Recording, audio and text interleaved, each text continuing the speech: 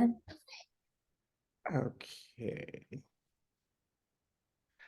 All right. Good morning, everyone. I am here with Rachel McCaulsky.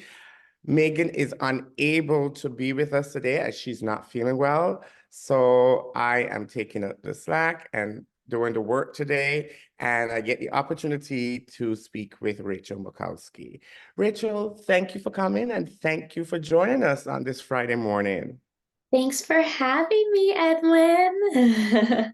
It's so great to be able to interview again. We've had our paths has crossed so many times within the last few years. One of which was that of just when we started with looking at administrative work. So I know we're going to talk about that a little bit. But first of all, just share a little bit about who you are as a person and what it is you do, and go from there. Sure. Well, thanks for having me on. As you can see, I am the Brooklyn South Borough Arts Director supporting districts 17, 18, and 22. But the journey goes way back. So my background is dance. So I am a dancer and I actually started my dance career really at age 15, and I went to the Los Angeles County High School for the Arts. And that's where I really started to grow and develop more and more as a dancer and knew I wanted to do it professionally. And then after high school is when I then came here to New York, where I attended the Alvin Ailey Fordham University Bachelor's of Fine Arts program. And so that was just such a fun 4 years. And after that, I had the opportunity to dance professionally. So I actually was an apprentice with Complexions Contemporary Ballet during my senior year of college. And then I was asked to join Ailey 2. So I toured with the Ailey 2 second company for a couple years. And after that, I transitioned into dancing and performing with Ballet Hispanico, and had the opportunity. It's just so fun, such a fun adventure, and had the opportunity to then move to Dallas and dance with Dallas Black Dance Theater and work also with Dallas Theater Center with their production of The Wiz, and really also had the opportunity to freelance as well. I freelanced with Lula Washington Dance Company in Los Angeles, and currently with Thomas Ortiz Dance, which is based out of Connecticut, but a lot of the dancers are here in New York City. So that's been really my the dance part of my life. um, Which and is pretty extensive, and thank you for sharing that. Go And ahead. so, So yeah, you I want to guess share some more about now what now you're in a different you're still dancing, but you have transitioned. You also with education, correct? So share us a little bit about your educational history as a dance educator, and then how you progress from that throughout your career. sure. So, yeah, within all of these adventures, education has always been interwoven at some point. So, I always knew that I wanted to be a teacher and that I wanted to work with students with disabilities. It's always been a passion of mine. Actually, before I even discovered dance, I was going to be a teacher. I knew that. And then dance kind of found me. Um, as a teen, and I went from there. But I'd say that I have just always known that I wanted to teach within special education. And so during my senior year of college, I started my master's in education with a focus on special education. And I was in Ailey 2 at the time. So I was on the tour bus and, typing away and doing my assignments. And, I loved it. And then I had a time of reflection where although I knew that that was a pathway for me, I wanted to really enjoy my performance time as well and not feel that I had to do both things, but that I could work on both of my passions, but also really just embrace and enjoy the opportunity that I had to tour. And as you know, as a dancer, our bodies are amazing instruments, but our bodies also change. And so I wanted to enjoy, all of those years of being able to use my body to the fullest and really travel and tour and live it up. um, as a, professional dance life in different cities every other day. I remember being on the tour bus and our company manager had to write post at the front of the bus what day it was and where we were, because we'd be on tour for months at a time. Sometimes you're like, what day is it? What city are we in today? So I was working on my master's while I was touring, and then I did put it to the side and I just danced and traveled and performed with different companies, but always knew I was coming back to education. So I was even in Dallas Black, um, just kind of adding to my resume of academic courses that I knew I would need for a master's program. So that included taking a foreign language. So I took Spanish, and that also included mathematics credits to be able to have those for a master's program, because I didn't have those two in the bachelor's. So I made sure I had those ready to go. And then I had the opportunity. I'm actually a teaching fellow. I did a New York City Teaching Fellows program. Wow. In 2013. And it was just a perfect pathway for me because had already like just started my courses and then put it on hold for touring. And so I was able to just jump right back in. And it's an amazing program. And so I was able to do that. And simultaneously, while in the teaching fellows program, you also are working full time in a school building. And it's interesting, Edwin, because my intent wasn't to be a dance educator as much as I love dance. My intent, I was going into education to be a classroom teacher. And every school that I interviewed at, they would look at my resume and say, "Oh, well, you have this arts background. Well, gosh, well, you can come here and you can lead our performing arts, or you can come here and you can lead our dance and movement program." I'm like, "Oh, I mean, okay."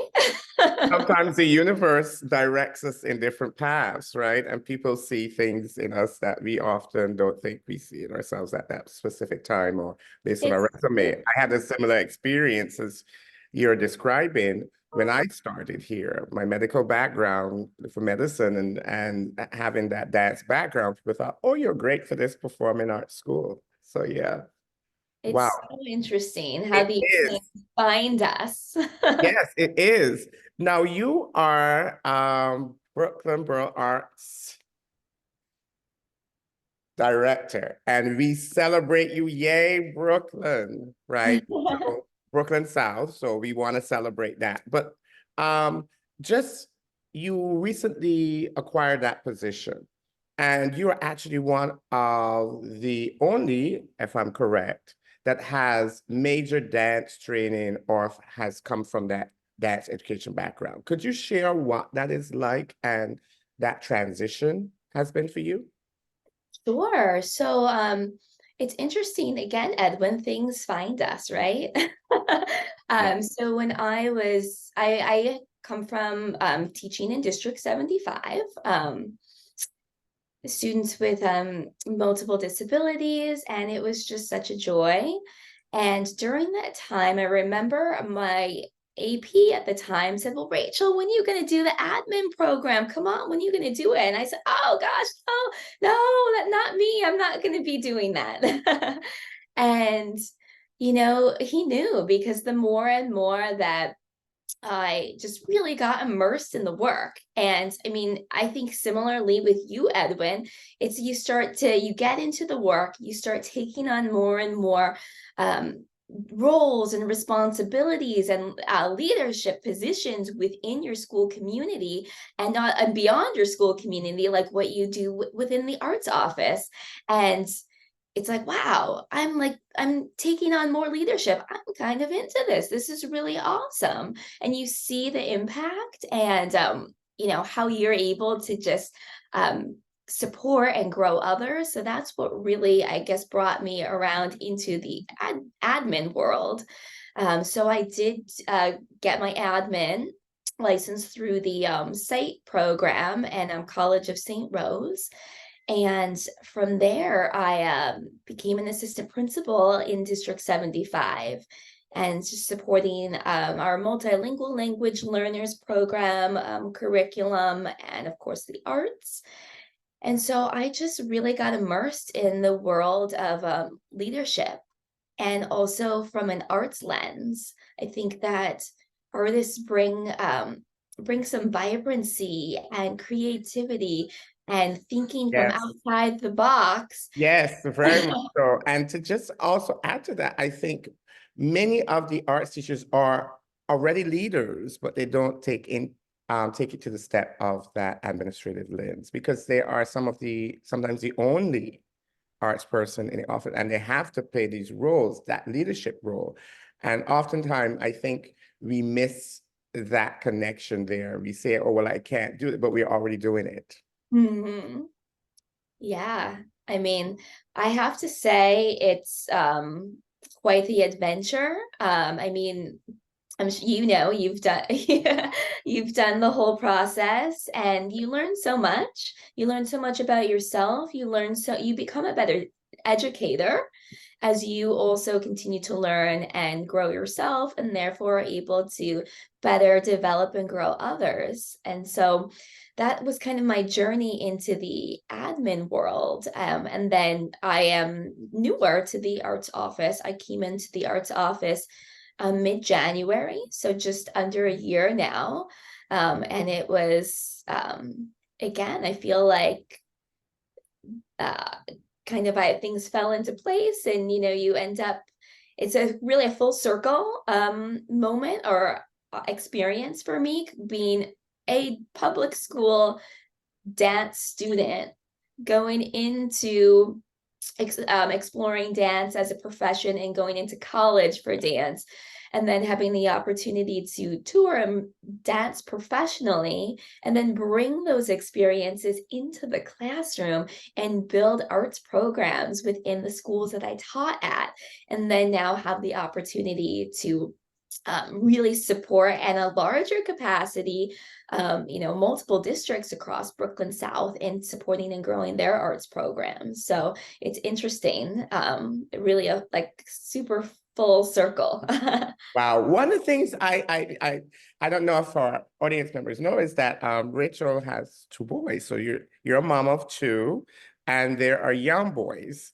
Um, and you are also doing your doctorate, I understand. You mentioned that you are doing this work under a year in the arts office. So, and you're doing so many other things. You mentioned that you're dancing also with a company.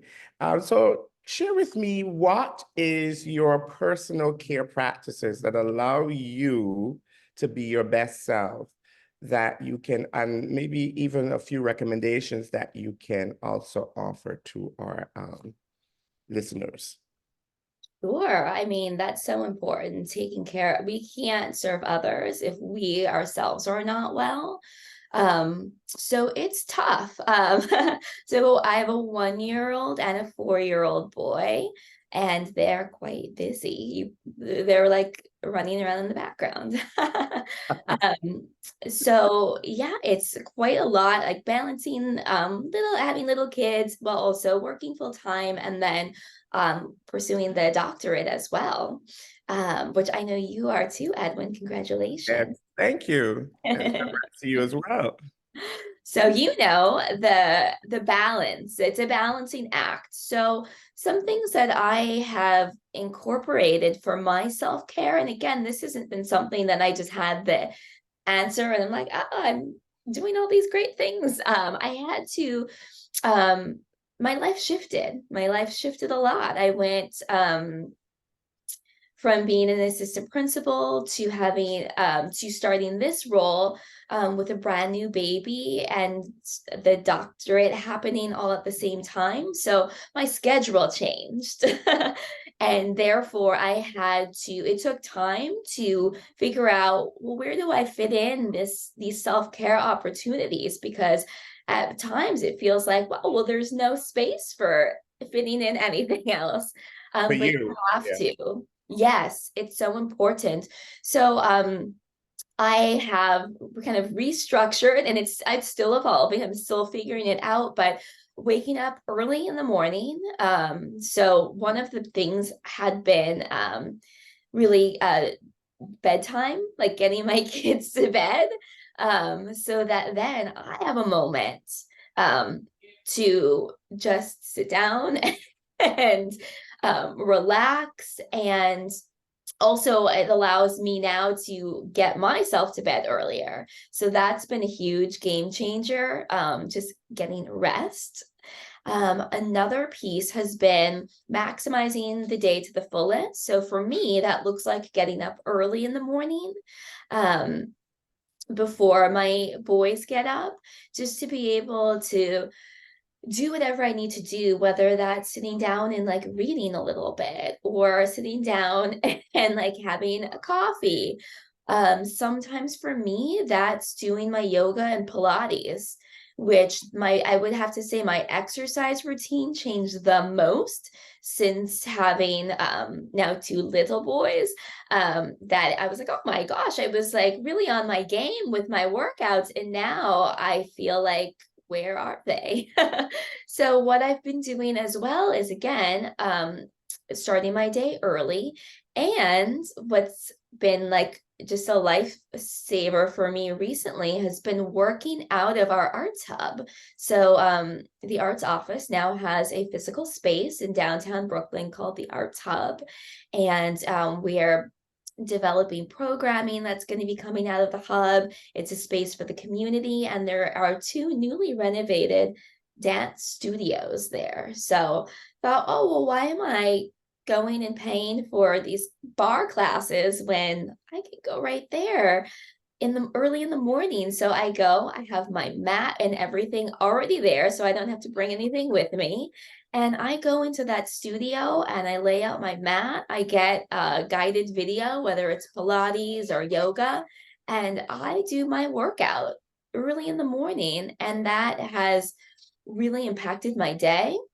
Another thing that's been really helpful for me is actually seeking support. So to be able to take care of my body, um, physical therapy. After having a baby, I made that a priority to have physical therapy to just rebuild my strength. And so that's been amazing. Another thing that I have also done is I have a personal trainer. I'm not currently working with him right now, but that was something that I have folded into my routine. I joined the gym just around the corner from my office and got a personal trainer. And it's interesting, Edwin, because we are dancers, we are athletes, we are into fitness, and we know how to work out. We know what we need to do, but sometimes, to be honest, it's easier to let someone else guide you. So that was something that really, I agree, yes. it was Mhm. so awesome for me, especially after coming into this role and having my newborn. It was like, oh gosh, I love going to the trainer because I don't have to think about anything. All I have to do is get myself there. Sure. Yes. Oh, wow. Rachel, you have given us some amazing tea. I'm having my tea.